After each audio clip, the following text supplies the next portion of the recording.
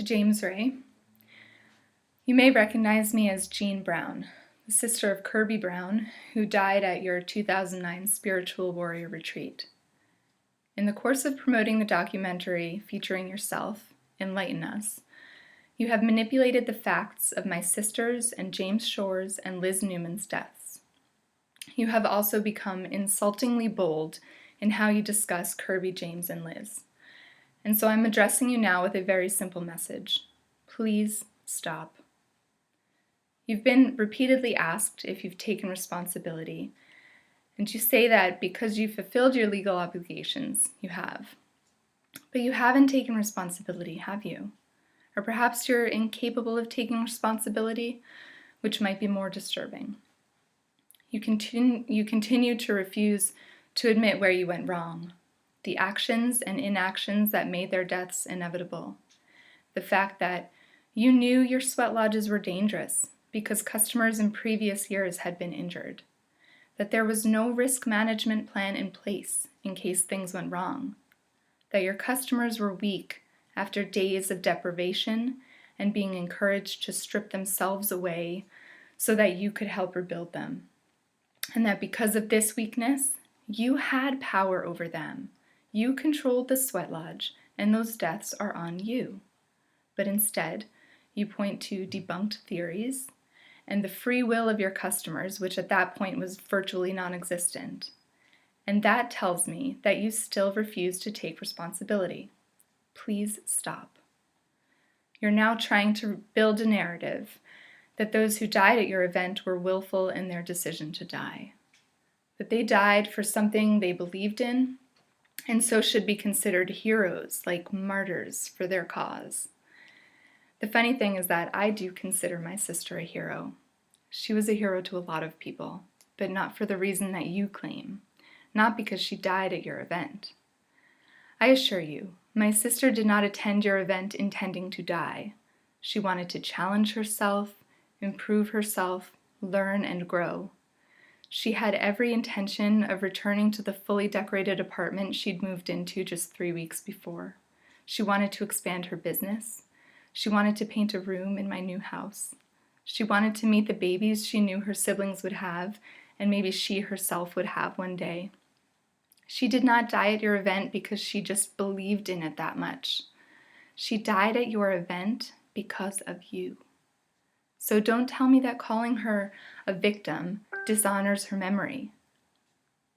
You continuing to ask more people to trust you with their desire to grow, the same desire that Kirby had, that dishonors her memory. So please stop. In another interview, you claimed that Kirby was estranged from our family. That is a shameful lie. Certainly, Kirby was dealing with the challenge of carving out a unique path in life, one that deviated from society's and, yes, probably our parents' expectations. But that in no way, shape, or form means that she was estranged from our family. My parents are loving and supportive parents. They had even attended some of your events with Kirby. All of those pictures out there of Kirby in a yellow dress, that was at my wedding, July 4th, 2009, at my parents' house in their backyard. That was just 3 months before your sweat lodge killed her. You making the claim that she was estranged from our family is a terrible lie, and I will not allow you to continue to repeat it. Please stop.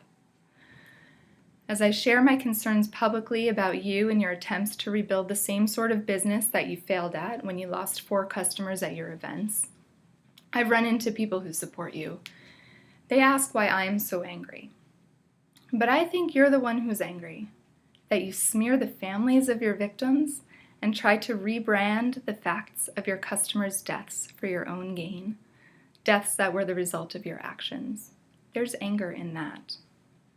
I know you fulfilled your legal obligations. You paid your restitution. I got my $47 check, thank you. You served 20 months in jail. You have a right to live the rest of your life. I grant you that. But you do not have a right to insult my family. You do not have a right to dishonor my sister. And you do not have a right to put other people in danger. I will not let you. Please stop. In case you're beginning to think that this is all about you, I want you to know that I recognize this is much bigger than you and even my sister. I have learned that there are many in your industry who are like you, taking advantage of their customers financially and even harming them physically or emotionally. This is an industry with no professional cohesion. You, as the product that you sell, should have been taken off the market. But there is no organization in this industry to do that. And so Kirby will be a hero, because through her story, we will protect other people from dangerous scammers like you and help them find safe and true guidance. If Kirby had survived, she would be speaking out about your manipulation of this story and your abuse, I'm sure of it. But because she's dead, I'm speaking for her. And until you stop, get used to my voice. I won't let you shut me up. And so again, my message to you is this: please stop.